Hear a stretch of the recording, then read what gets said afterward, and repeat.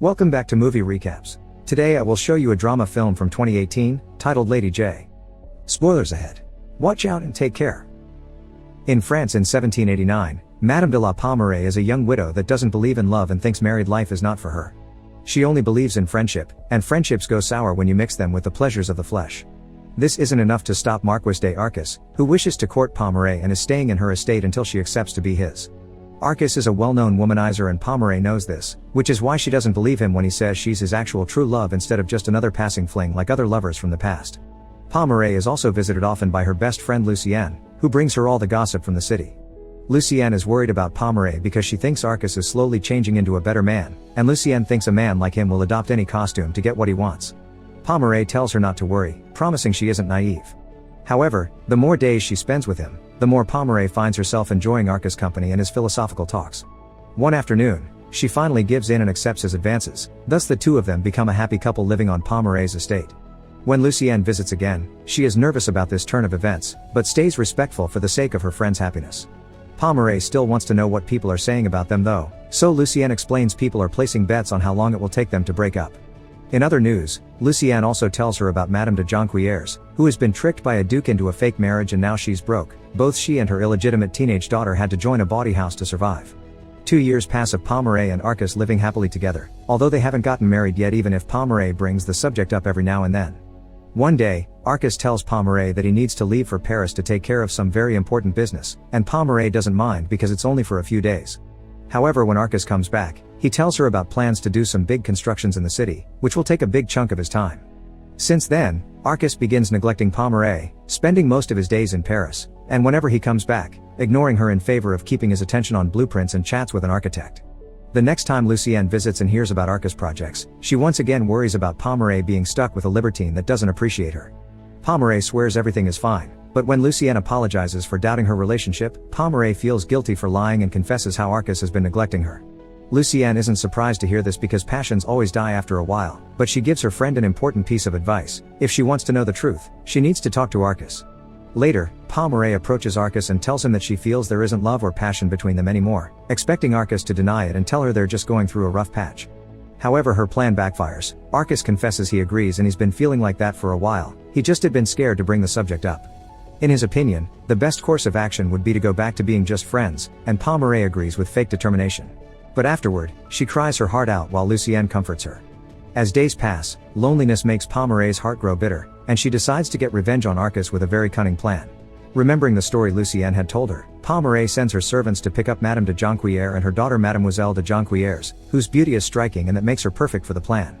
Pommeraye promises to reward them handsomely if they help her get revenge on Arcus, and they agree.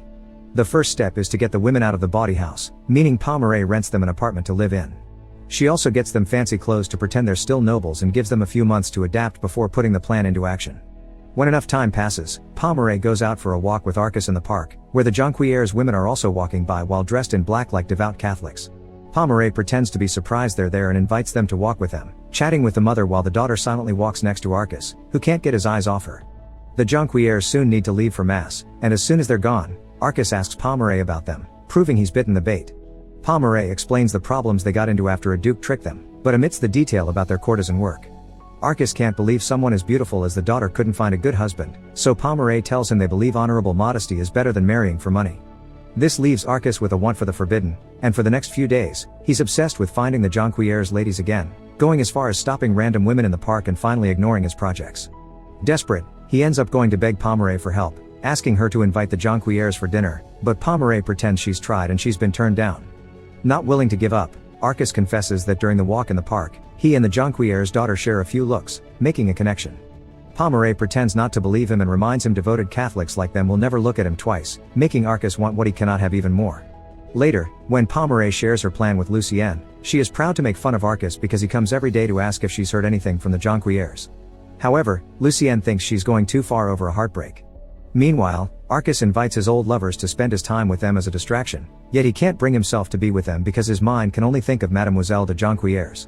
Weeks pass with Arcus staying inside in a depressed state, and as soon as Pommeraye comes to visit him, he begs for at least a portrait of Mademoiselle de Jonquières so he can have more than a mere haunting memory. Pommeraye pretends to finally feel pity for him and arranges a dinner with both Jonquières ladies and Arcus, who shows up with humble manners. However, Pomeray puts him on the spot by saying she's been discussing philosophy with the Jonquières and they'd like his opinion as well. Arcas actually doesn't know that much about philosophy, he's only learned a few quotes to impress women, but he manages to put together some weird ideas about passion that Mademoiselle de Jonquières pretends to be impressed by. After dinner, Pomeray takes the mother into another room to lend her some books, leaving Arcas and Mademoiselle de Jonquières alone on purpose. Arcas tries some more cheap philosophy on her, and Mademoiselle de Jonquières accepts it with only a word or two. After such a meeting, Arcas is even more determined to have Mademoiselle de Jonquières, so he hires a bunch of men to find her. These men search the entire town for the Jonquières ladies, and when one of them finds them in church, Arcas hires an artist to sketch the daughter while she's praying. He also waits outside the church until mass is done to follow the ladies to their house and learn their address.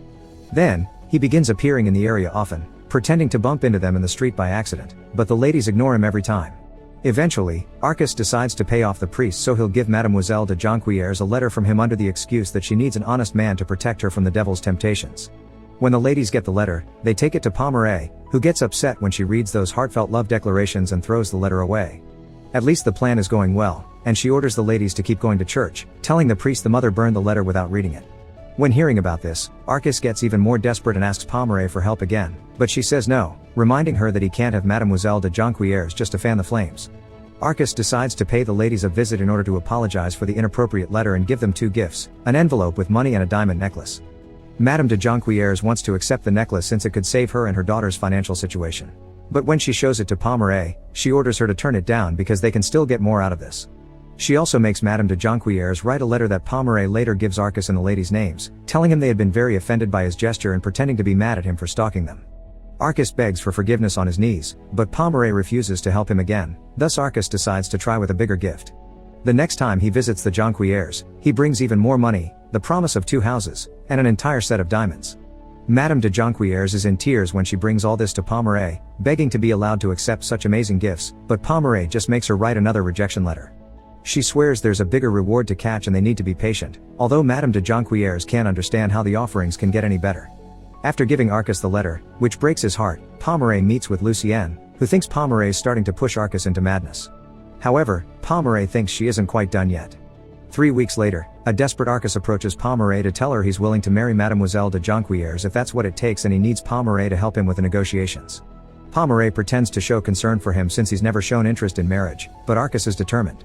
The plan is successful, and Arcas and Mademoiselle de Jonquières get engaged.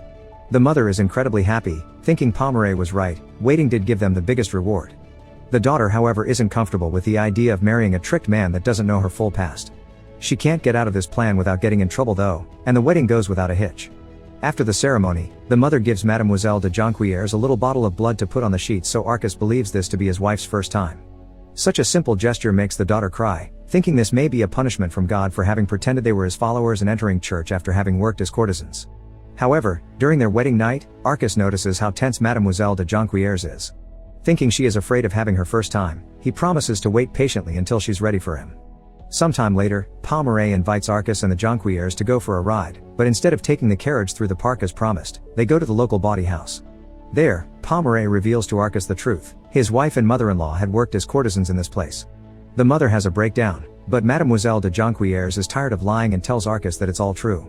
Pomeray confesses as well, laughing hard while explaining it had all been a trick, causing Arcas to run away. Mademoiselle de Jonquières tries to go after him, but he pushes her away, asking her not to speak or touch him again if she doesn't want consequences. Meanwhile, the mother asks Pomeray why she's betrayed them, threatening her with a broken bottle when Pomeray says not to worry because she'll pay them as promised.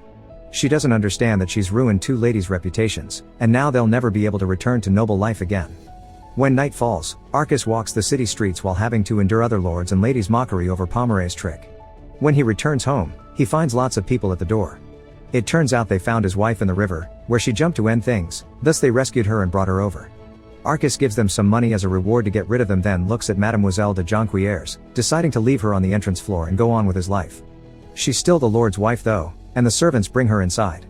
When some hours later, Mademoiselle de Jonquières finally wakes up, she tries to run away, but the servants stop her and take her to see Arcas, who has some things to say.